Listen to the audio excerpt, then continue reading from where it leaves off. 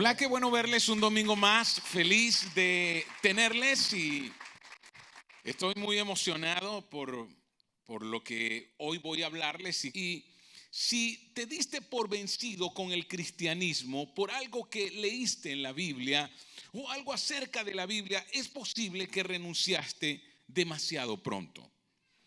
Eso es lo más probable, o renunciaste innecesariamente. Así que los seguidores más devotos de Jesús, a decir verdad, nunca leyeron una Biblia. Porque la Biblia aparece 400 años después de la resurrección de Jesús. Piensen en eso. Ahora, ¿cómo hicieron si fueron tan devotos, si fueron los hombres que construyeron la iglesia? Ellos no tuvieron Biblia. La pregunta es sobre qué fundamentaron la fe. Yo no estoy diciendo que no existían los escritos.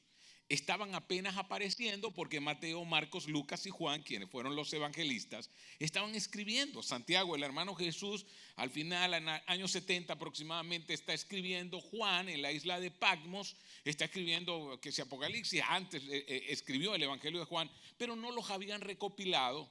No los habían agrupado, eran escritos, los manuscritos hechos en piel de carnero y enrollaban. No sé cuántos han visto alguna película de la antigüedad, cómo leían antes las cosas. Recuerdan, bueno, ustedes han visto Trek, cuando abren el pergamino y leen lo que pasó o lo que el edicto del rey. Así era la escritura antes, de esa manera lo leían. Pero en su tiempo no había Biblia sino hasta el año 400. Y lo que llamamos la Biblia apenas aparece entonces, incluso después de que Gutenberg inventa la imprenta. Durante 10 años nosotros nos hemos comprometido como familia e iglesia nos resistimos a las cosas que hacen que la iglesia sea innecesariamente resistible. Nosotros nos resistimos a esas cosas que hacen que la iglesia sea innecesariamente repelida, innecesariamente resistida, innecesariamente rechazada. La única cosa que debe hacer que los cristianos sean rechazados es lo que creemos. Es lo que creemos. Y nuestras creencias no son más que Dios amó al mundo de tal manera que envió a su único hijo para que todo aquel que en él cree no se pierda y tenga vida eterna. Si me van a rechazar por algo, que sea única y exclusivamente por eso. Así que en esta serie nosotros estamos viendo los eventos inmediatamente posteriores a la resurrección de Jesús y recibimos nuestra información de un hombre llamado Lucas. A eso de Lucas nosotros recibimos toda la información acerca de lo que vamos hablando. Creo que tenemos problemas nosotros allá en la mesa de, no sé si estamos, está pasando, la lámina está muy retrasada. Si podemos arreglar allá, please. La próxima lámina, por favor. La próxima no es esa. No está. Ok, cuando ustedes me avisan, no hay problema, ustedes me avisan. Ok, entonces les decía, recibimos la información de un hombre llamado Lucas. ¿Y por qué esto es importante? Porque si tú lo ves como un libro, simplemente como un libro, tú dices, wow, esto tiene tantos años, quién sabe. No, te estoy hablando de un hombre. Te estoy hablando de un hombre que fue médico. Lucas fue un médico. Lucas conoció lo que era el mundo de la ciencia en su momento, ¿ok? Así que ese hombre escribe la historia de Jesús. Es más, tú puedes buscarlo en internet. Lucas recibe de la Real Academia de Historia un honoris causa post-mortem por ser uno de los mejores recopiladores de la historia. Así que yo te estoy hablando de un hombre real. Y ese hombre escribe a otro hombre llamado Teófilo. No sabemos muy bien quién fue Teófilo, pero Lucas lo que dice es, mira Teófilo, yo te voy a contar muchos de los eventos que ocurrieron y estoy tratando de explicarte qué fue lo que ocurrió. Y hay muchos documentos que relatan acerca de la historia de Jesús y yo estoy haciendo un intento más en medio de todos esos documentos. Ahora, yo le hago una pregunta, ¿cuántos documentos se han escrito acerca de tu vida para relatar ¿Cómo ha sido tu vida? Ninguno, ¿verdad? Ni de la mía tampoco. Entonces, si Lucas dice, hay tantos documentos que se han escrito acerca de la vida de este hombre, imagínate cuán grande fue Jesús. Porque si tanta gente tomó tiempo para escribir acerca de él, ¿qué pudo haber hecho Jesús para que tanta gente dedicase tiempo a escribir acerca de él? Así que del libro de Hechos, Lucas escribe entonces luego, no solo escribe el Evangelio de Lucas, sino escribe Hechos de los Apóstoles. Y lo primero que descubrimos cuando leemos el relato de Lucas en el libro de los Hechos es que la fe de la iglesia no se basa en un libro. La fe de esa iglesia primitiva se basó en un evento, en un hecho, y el evento es la resurrección. Esto es, la fe de la iglesia no se basa en un libro. No se basa ni siquiera en lo que la Biblia dice. Se basa en un hecho, y el hecho es la resurrección. Ahora, quiero que piensen en esto. El cristianismo mantuvo un sabor judío que es comprensible, ya que los primeros seguidores de Jesús fueron judíos. Y es más, Jesús viene a este mundo a través de dos judíos, en este caso María y José, que fue su padre adoptivo, y viene a través de la línea de los judíos por el rey David y por Abraham. Así que era comprensible que si los primeros cristianos eran judíos, tuviese un sabor judío la iglesia primitiva. Y la mayoría de los apóstoles se quedaron en Judea y en Jerusalén, que eran dos lugares muy importantes en el territorio de Israel. Y esto casi descarrila todo ese emprendimiento o todo el movimiento llamado iglesia. Mientras ellos permanecieran allí, todo iba a estar muy conectado con la ley de Moisés, con el judaísmo, con sus creencias religiosas.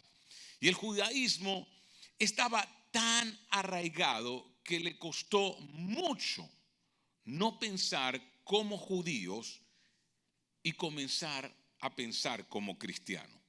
A los primeros creyentes les costó mucho eso de, hey, es que ya tú no eres judío, ahora eres cristiano. Le costó mucho desprenderse de ese tipo de pensamiento. Así que, ¿qué hicieron? Ellos mezclaron e hicieron coincidir los pactos. ¿Ok? Entonces Dios ha hecho dos pactos con la humanidad. El primer pacto lo hizo con un pueblo, con una nación llamada Israel. Y el segundo pacto lo hizo a través de Jesucristo con toda la humanidad. ¿Y qué hicieron los primeros cristianos? Agarraron el primer pacto y lo mezclaron con el segundo. Y eso produjo mucha confusión. Yo quiero que ustedes entiendan, porque a veces nosotros creemos que los primeros cristianos, Pedro, Juan, Santiago, fueron creyentes que estaban muy claros. No, tenían mucha claridad. No tenían tanta claridad. Y les diré por qué no tenían tanta claridad. Eran judíos, todo se estaba desarrollando entre los judíos y ellos mezclaron y muchos de ellos estaban como confundidos y vamos a ver algo de esa confusión. Y el pacto que Dios hizo con Israel está en lo que nosotros llamamos el Antiguo Testamento. Así que cuando usted agarra una Biblia, hay muchos libros. Escúchame, la Biblia no es un libro, a decir verdad es una colección de libros. Por eso la palabra Biblia, que viene de biblios, y por eso tú usas la palabra biblioteca. Así que son 66 libros en total, 27 son de lo que llamamos el Nuevo Testamento, todo lo que se escribe acerca de Jesús, y todo lo que escribe Pablo, y todo lo que escribe Pedro, Juan, Santiago, en fin, eso le llamamos el Nuevo Testamento. Y el Antiguo Testamento comienza con los escritos de Moisés, y son escritos de los judíos. Estos escritos, hasta Malaquías, son escritos de los judíos. Son de ellos. Pero ¿qué hicieron los cristianos? También los metieron ahí. Vamos a meter esto aquí. Ahora, ¿está bien o está mal? Está bueno. Porque ahora yo sé todas las profecías que hablan acerca de Jesús y por qué viene Jesús y por qué ocurrió todo cuando leo el Antiguo Testamento. El problema es cuando yo quiero vivir de acuerdo al Antiguo Pacto, un pacto que ya fue anulado. Tengo que vivir con el nuevo pacto, que es el que viene a ser Dios por medio de su Hijo. Así que eventualmente ellos van a separar este hábito de mezclar las escrituras, de mezclar y hacer coincidir los dos pactos. Eventualmente ya ellos los separarían. Sin embargo, todavía vemos a muchos cristianos haciendo exactamente lo mismo en nuestros días. Y eso es lo que hace que mucha gente, y si tú no vienes frecuentemente a la iglesia, yo entiendo por qué tú no vienes, porque tú ves como que, wow, pero ¿por qué son tan raros? ¿Por qué hacen cosas? Te diré por qué somos tan raros, porque todavía hay muchos que están confundidos y están mezclando y están haciendo coincidir esos pactos y no hay forma en que los hagamos coincidir. Así que después de la crucifixión de Jesús, estalló la persecución contra sus seguidores y los judíos le llamaron a este grupo el camino. ¿Cómo le llamaron los judíos a los primeros cristianos el camino? Ellos son los seguidores del camino. Porque ¿cómo se hizo llamar Jesús? Yo soy el camino, la verdad y la vida. Entonces le llamaron, ellos son los seguidores del camino. El cabecilla en contra de estos primeros creyentes, que la mayoría eran judíos, fue un hombre llamado Saulo de Tarso. 3 o 5 años después de la resurrección de Jesús, Saulo se dispuso a reunir y a encarcelar a todos los seguidores de Jesús. Saulo era un judío devoto, pero además de eso era un oficial para Roma que representaba a los judíos. Así que Saulo era un romano y además de eso era un judío. Y él pertenecía a un concilio llamado el Sanedrín, que eran los representantes, 120 ancianos que representaban a los judíos delante del imperio romano. Recuerdan, Roma era un imperio y los judíos estaban bajo el imperio romano. Y veamos lo que dice Hechos. En el capítulo 9, verso 1 y 2, dice: mientras tanto, Saulo, respirando aún amenazas de muerte contra los discípulos del Señor, se presentó al sumo sacerdote y le pidió cartas de extradición para las sinagogas de Damasco. Y sigue diciendo, allí en Hechos, en el verso 2, tenía la intención de encontrar y llevarse presos a Jerusalén. ¿A quiénes? Algunos. No, a todos los que pertenecieran ¿a qué? Al camino. ¿Cómo le llamaron entonces a los primeros cristianos? El camino. Fueran hombres o mujeres. ¿Cuál era el objetivo entonces de Saulo de Tarso? Era destruir la iglesia. Él tenía entre ceja y ceja, como decimos: yo voy a destruir a ese grupo de hombres y mujeres. Ellos están dañando la fe de nuestro pueblo. Era un judío muy devoto. Así que en su camino a Damasco fue sorprendido por una luz brillante, cayó al suelo y Dios envía a un hombre llamado Ananías para hablarle. Después que Pablo dice: bueno, Señor, dime qué es lo que voy a hacer. Y veamos entonces en Hechos, en el capítulo 9, versos 13 y 5, lo que dice. Entonces Ananías respondió. Ananías está orando y Dios le habla. Y Ananías le responde: Señor, he oído hablar mucho de ese hombre y de todo el mal que ha causado a tus santos en Jerusalén. Y sigue diciendo: y ahora lo tenemos aquí autorizado por los jefes de los sacerdotes para llevarse preso a todos los que invocan tu nombre. Lo tenemos aquí para llevarnos preso y tú me estás mandando, Señor, a que yo vaya y le hable a ese hombre. Es como que en la época de Pablo Escobar Dios le hubiese mandado a usted: ahora vaya y hable con Pablo Escobar. No, Señor, yo no me tomo una foto con ese hombre. Después van a creer que yo soy narco también. Algo así estaba cuestionando entonces Ananías a Dios. ¿Y qué sigue diciendo? Ve, insistió el Señor. Ananías le está diciendo: no, yo no creo que sea conveniente. Ve, soy Dios, no me des consejo a mí. ¿Usted alguna vez se ha puesto a darle consejos a Dios? Bueno, imagínense. Porque ese hombre es mi instrumento escogido para dar a conocer mi nombre tanto a las naciones y a sus reyes como al pueblo de Israel. A las naciones. El antiguo pacto no tenía que ver con las naciones. El antiguo pacto tenía que ver solo con una nación, Israel. El nuevo pacto tiene que ver con ¿qué? Con todas las naciones.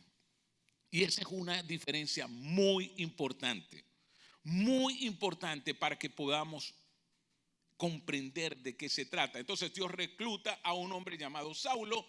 Su nombre romano fue cambiado a Pablo y por eso ahora lo conocemos como el apóstol Pablo.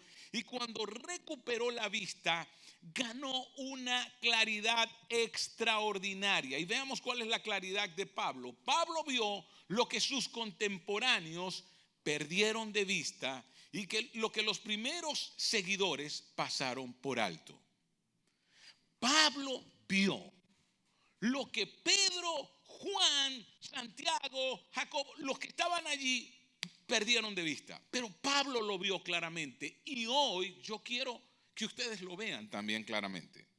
Porque si no lo ven claramente, van a renunciar innecesariamente. Y si como creyentes, y ahora le hablo a los que dicen, wow, yo quiero construir una iglesia y quiero que la gente venga a Jesús. Mire, si nosotros como creyentes no entendemos que hay cosas que estamos haciendo que nos hacen resistibles a la gente, que nos hacen repelibles, que nos hacen que la gente nos rechace.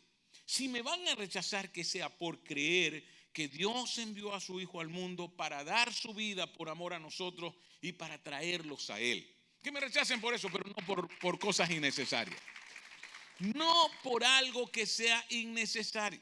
Así que veamos entonces, Pablo vio la incompatibilidad entre el antiguo y nuevo pacto. ¿Qué vio? La incompatibilidad. Dijo, este no es compatible con este. Este no es compatible con este. Escúcheme, si usted tiene una computadora y usted tiene un sistema operativo, vamos a poner que usted tenga el sistema operativo del 2018 y le traen el sistema operativo del 2019. ¿Qué tiene que hacer usted con el sistema operativo del 2018? Usted tiene que borrarlo, sacarlo de ahí. Pero ¿qué pasa si usted intenta colocar el sistema operativo nuevo sobre el viejo? ¿Qué va a pasar ahí? Se le va a trancar la máquina. Ahora entienden por qué muchos cristianos están trancados. Porque no entienden, están trancados. Oye, como que no ya estoy confundido.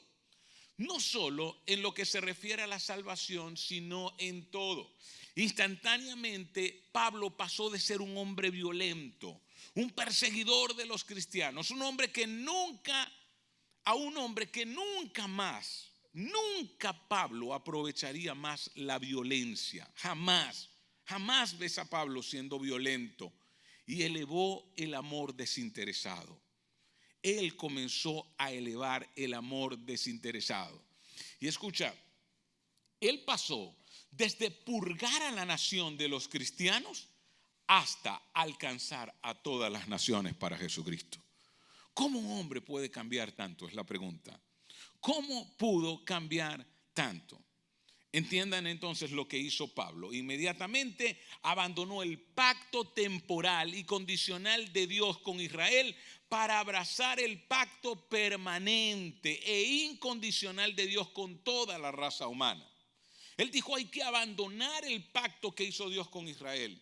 Hay que abandonar esas cosas que un día le dijo a Israel. Eso pueden servir para entender algo, eso puede servir para explicar algo, pero no para vivir conforme a ese pacto. Hay que vivir ahora en un nuevo pacto. El pacto de Dios con Israel era condicional. El pacto que Dios hace por medio de Jesucristo con toda la humanidad es incondicional. Y ahí hay una gran diferencia. Ahora, mientras tanto, veamos, mira lo que está pasando con Pablo, ¿verdad? Una luz brillante, Ananías. Comienza Pablo entonces a mirar, ya entiendo lo que es la gracia, ya entiendo lo que es el amor. Ahora veamos qué está pasando con Pedro. Entendamos que Pedro estuvo al lado de Jesús. Era un pescador y Jesús le dijo, te voy a hacer un pescador de hombres. Pedro y los otros apóstoles estaban luchando para abandonar ese antiguo pacto. No lo habían abandonado.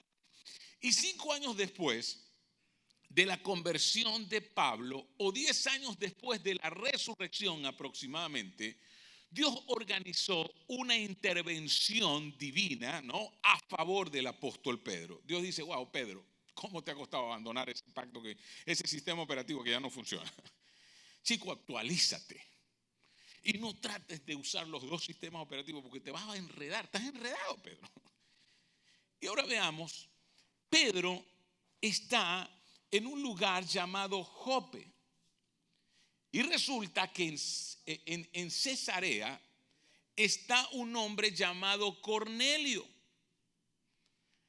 Y Cornelio está orando para que Pedro acceda a una invitación que él le va a hacer. Ahora, ¿quién es Cornelio? Cornelio es un romano.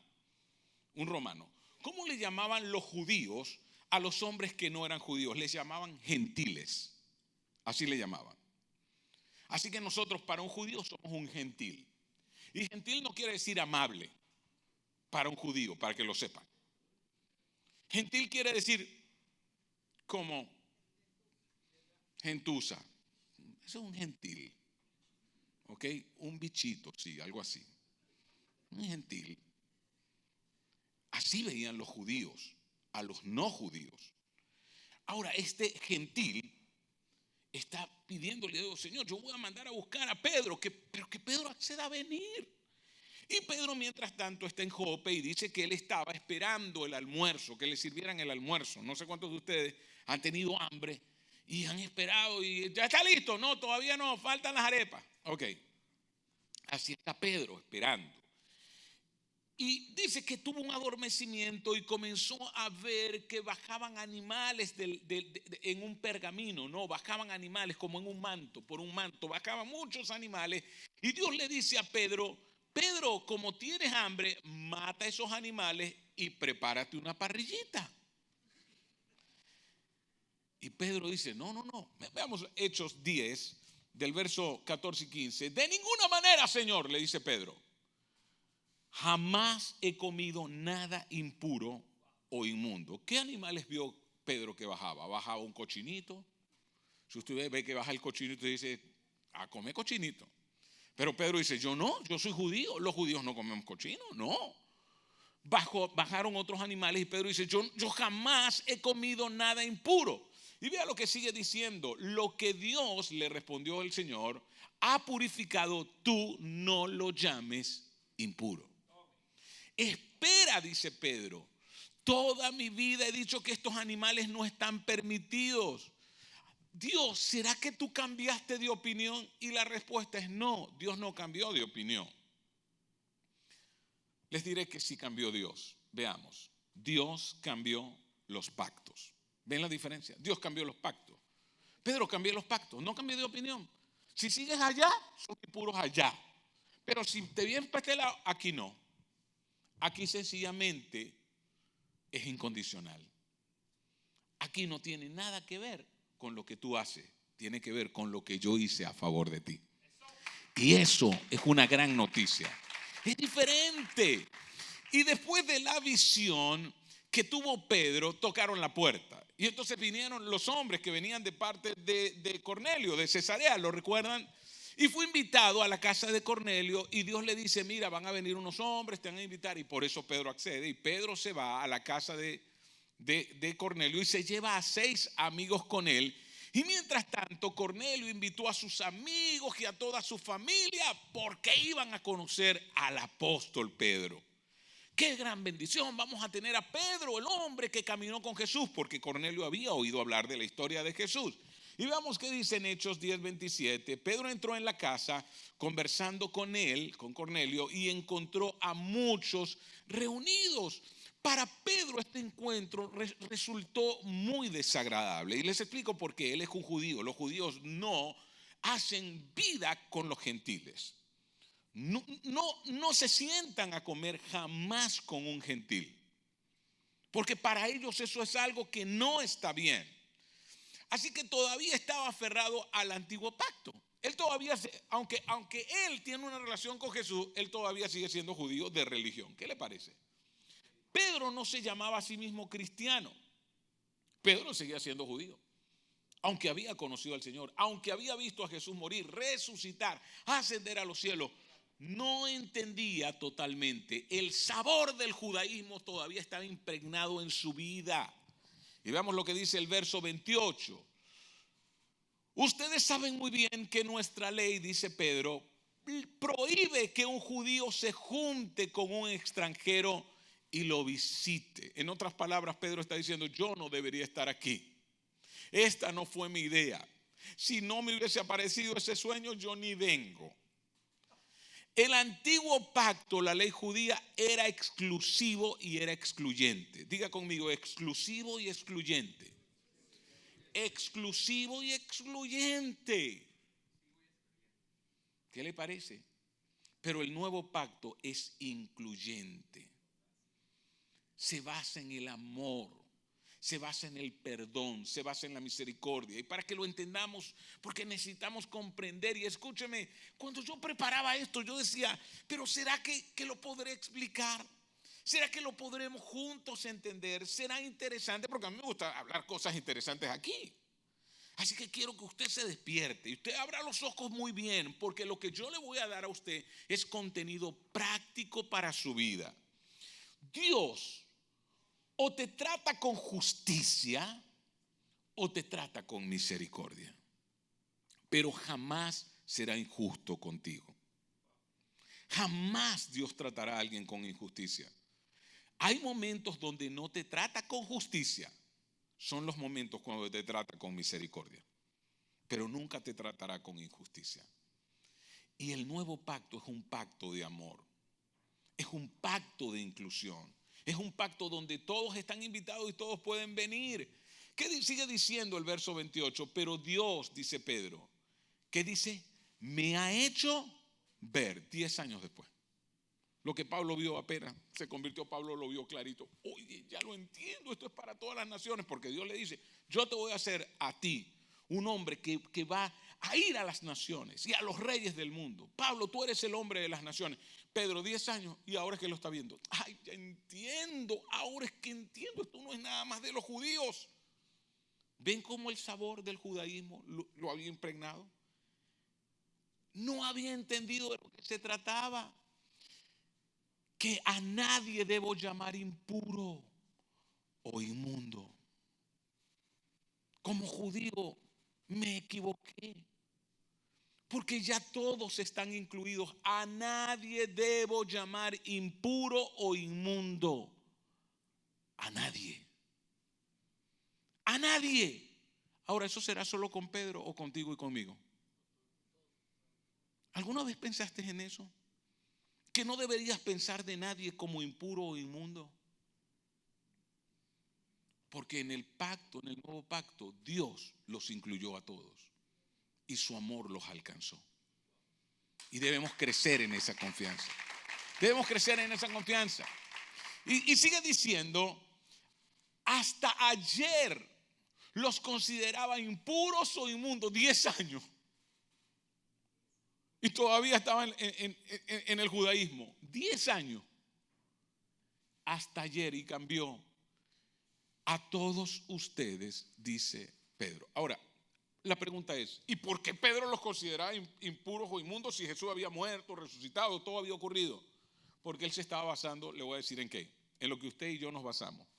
Todo esto apoyándome en las Escrituras. Pedro se apoyaba en las Escrituras, pero ¿en cuáles Escrituras? Las que Pedro tenía, porque aún no habían salido las nuevas, porque luego él va a escribir. Él todavía no había escrito en ese momento.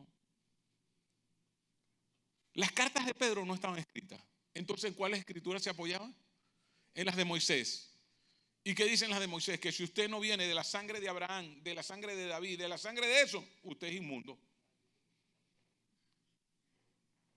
Pero Jesús vino y cambió la historia, cambió todo. Ahora veamos lo que sigue diciendo en Hechos 10, 34 y 35.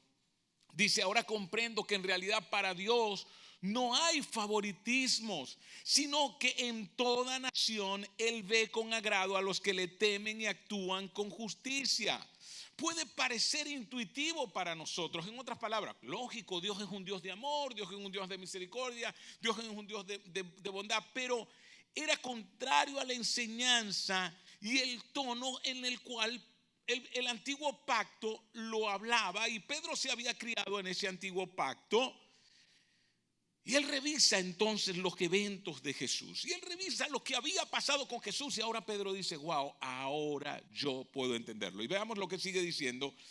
Y nosotros los apóstoles, dice Pedro, somos testigos de todo lo que él hizo por toda Judea y en Jerusalén, y ahora les predica el evangelio. Lo mataron colgándolo en una cruz, pero Dios lo resucitó al tercer día. Eso era todo lo que ellos predicaban. Eso era el evangelio. Y mientras Pedro estaba hablando con ellos, con estos gentiles, el Espíritu Santo vino y los llenó. Ahora escuche, cuando Pedro ve que el Espíritu Santo toma a estas personas y ellos comienzan a hablar en otros idiomas y ocurre ahí algo espiritual, Pedro abre los ojos y dice, no, ya va. Que los aceptes es una cosa, pero que el Espíritu Santo también los habite, eso es otra. Y Dios le vuelve a recordar a Pedro, ¿qué te dije? Que no llames inmundo a lo que ya yo limpié. No olvides eso, Pedro. No puedes llamar inmundo a lo que ya yo limpié. Ya ellos están adentro, Pedro. Ya están adentro. Veamos lo que dice el verso 45.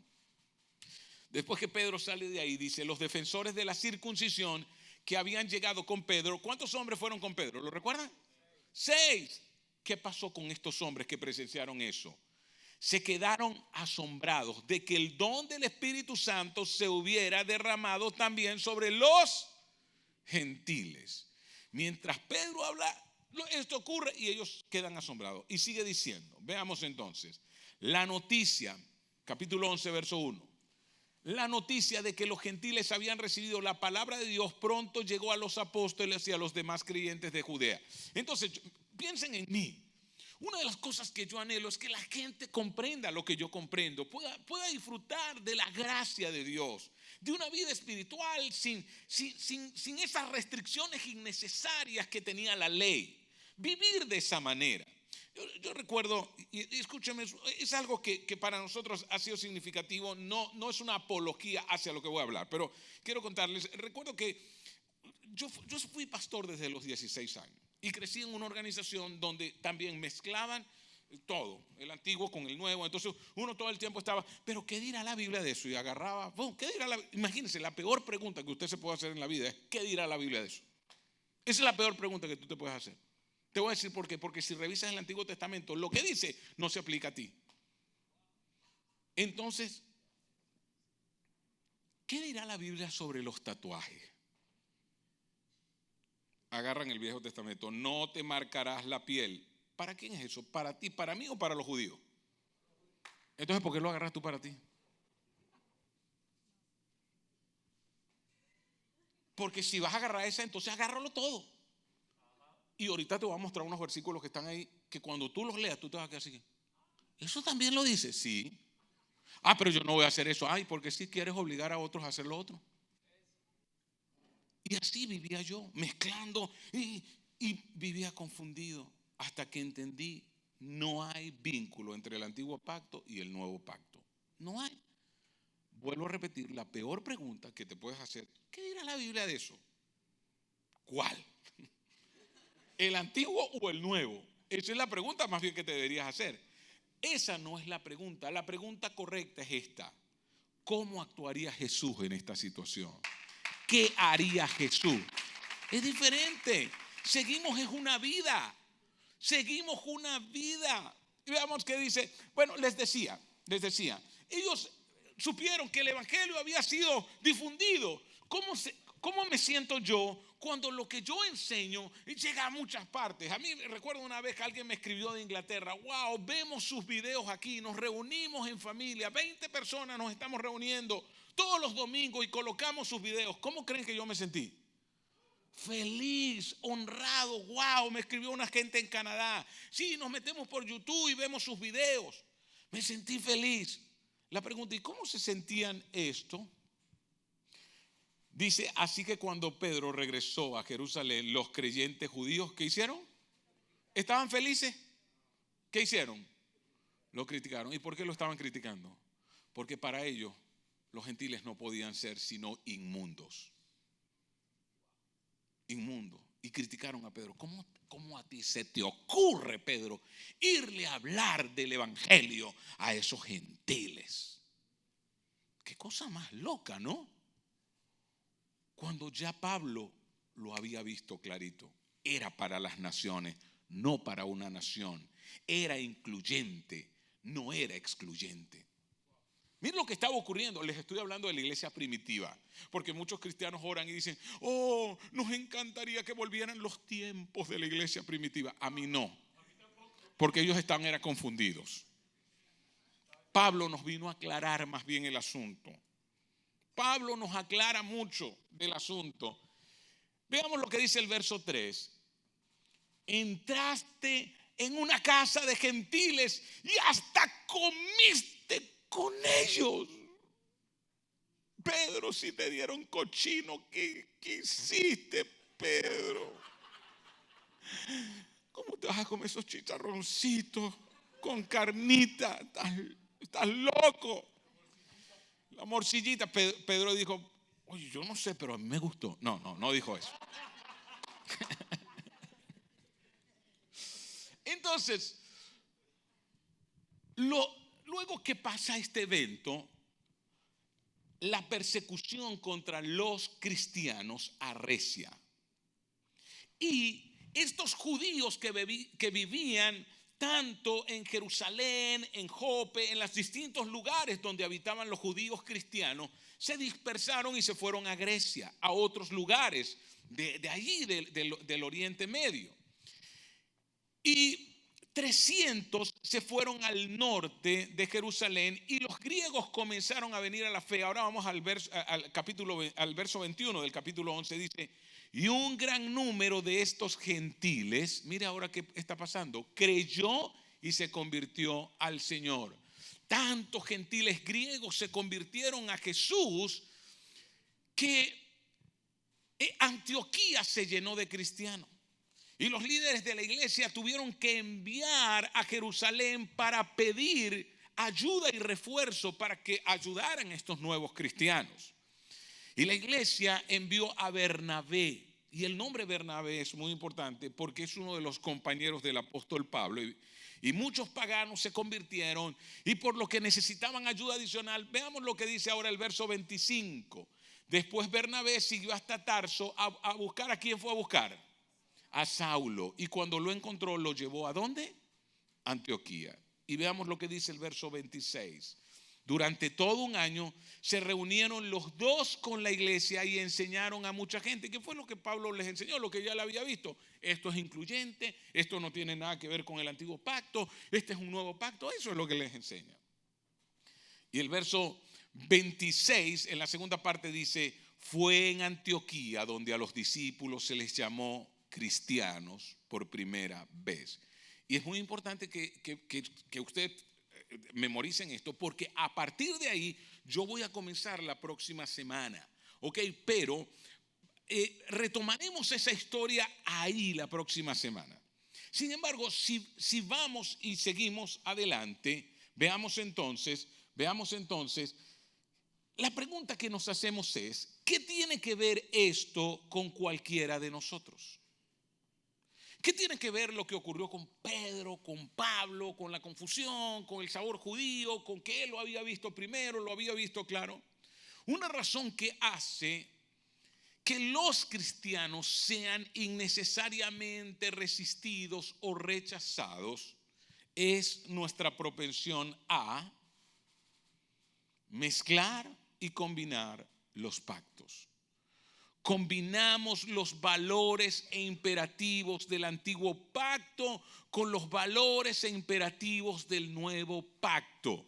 Esto es comprensible, basado en la forma en que la Biblia se nos explica a nosotros mientras somos niños. Nos explica la historia de Moisés, la historia de Elías, la historia de Eliseo, la historia de Jonás. Eso es lo que nos van enseñando, ¿no? Así que luego como que no sabemos diferenciar entre las historias de estas personas de fe y lo que esas personas creían con lo que Jesús nos enseña.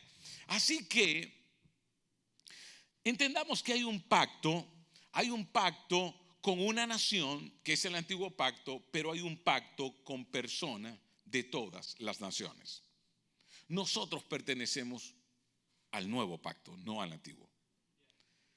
Y es con personas de todas las naciones. Así que nos dijeron que era la palabra de Dios. Y nos dijeron: cuidado, no coloques una taza de café sobre la palabra de Dios. Es la palabra de Dios. ¿Y saben qué hicimos con eso? Hicimos esto. nosotros la leemos. Nosotros la leemos, la reverenciamos, pero raramente la reverenciamos, pero raramente la leemos. Vamos a continuar. Así que la Biblia por muchos es reverenciada, pero raramente leída. Es más, hay casas donde la tienen abierta y eso se vuelve amarillo, cae polvo, pero nadie la lee. ¿La puedo leer? No.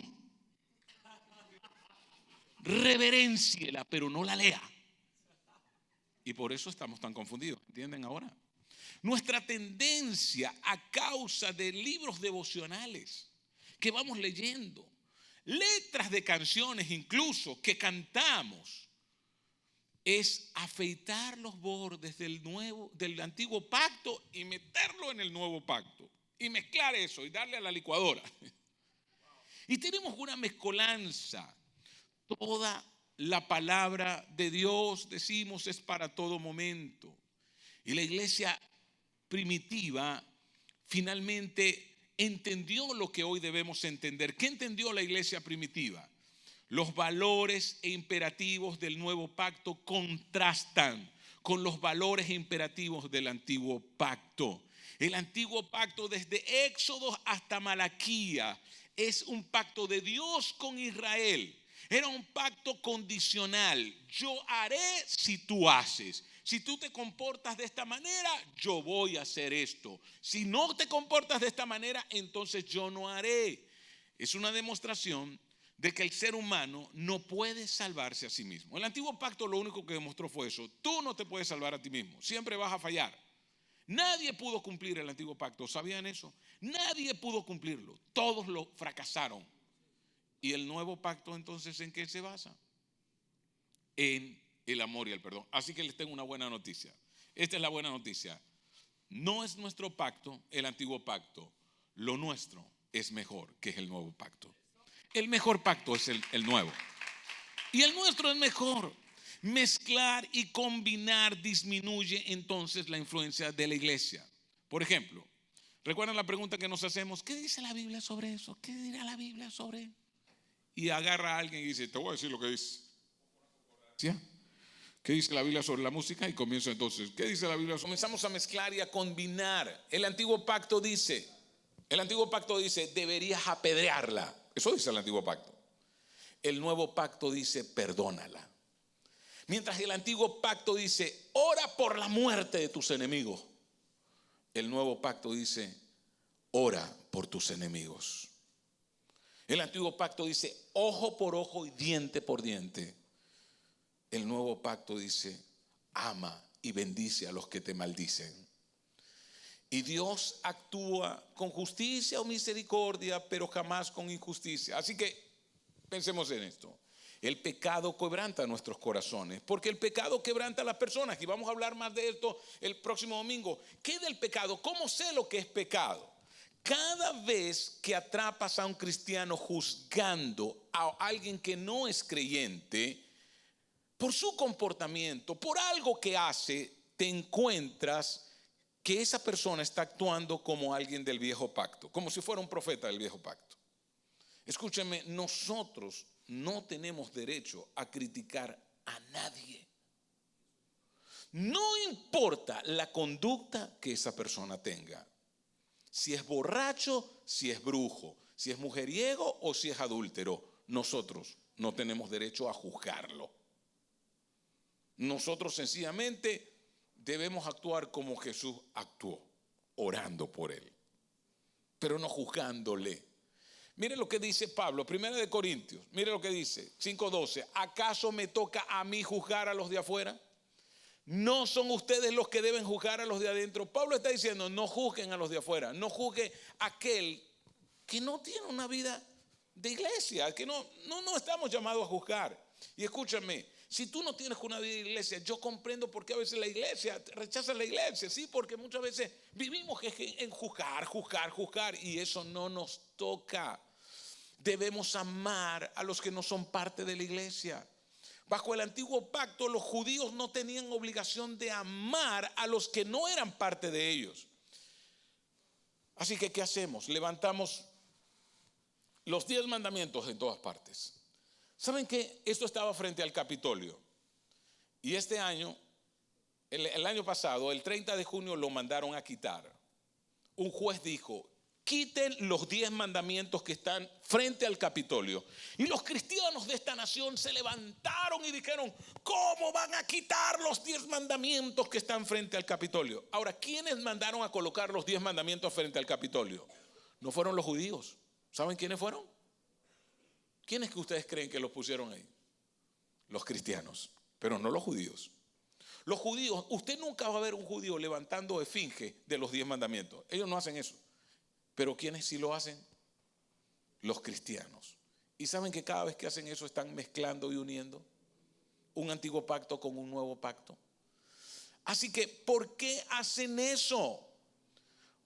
Porque esos 10 mandamientos son la tabla que contiene la ley judía. ¿Para qué nos aferramos a la ley judía? Deuteronomio 25, 11 y 12. ¿Qué dice Deuteronomio 25, 11 y 12? Dice, mira lo que dice: si 2 hombres se enredan en una pelea y la mujer de uno de ellos trata de rescatar a su marido agarrando al otro hombre de los testículos, y usted dice: no, yo no creo que eso esté en la Biblia. Sí, sí está. Búsquelo usted por sí mismo, anótelo y lo busca luego. La pregunta es, ¿qué dice? ¿Ves que cuando usted se pregunta, ¿y qué dice la Biblia de eso? ¿Ve cómo se puede confundir más? Porque si usted mezcla el antiguo pacto con el nuevo, usted tiene un sistema operativo confuso. Usted todavía no ha entendido de qué se trata esto. ¿Qué hay que hacer con esa mujer? Veamos lo que sigue diciendo. Tendrás que cortarle la mano. ¡Pah! Prohibido. No haga eso. Es más, para que no la haga más, córtele la mano. ¿No le parece que la ley es dura?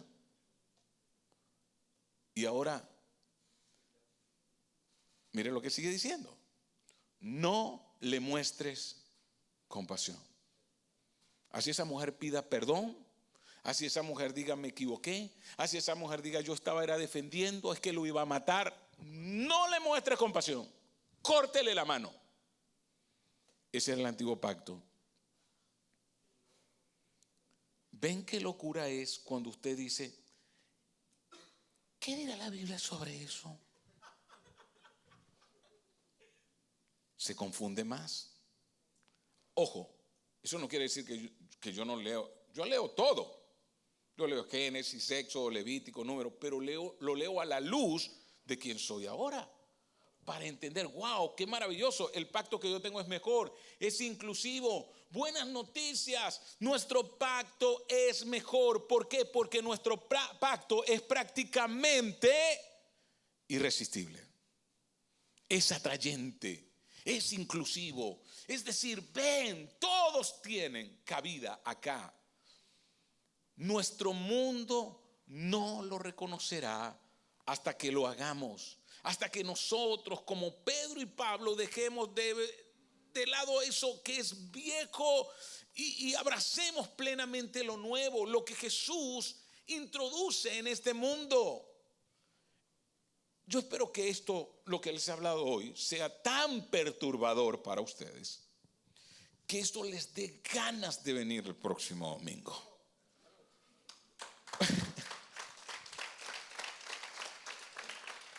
Así que escúcheme, ¿qué vamos a hacer? Dejemos de juzgar a los demás y aprendamos que el evangelio se trata de traer a los que están fuera adentro de la gracia de Dios, porque nuestro Dios es un Dios misericordioso. Colóquese de pie y permítame orar por cada uno de ustedes. Señor, queremos darte gracias por este tiempo que hoy hemos tenido. Queremos darte gracias por la bendición que nos das de aprender estas cosas.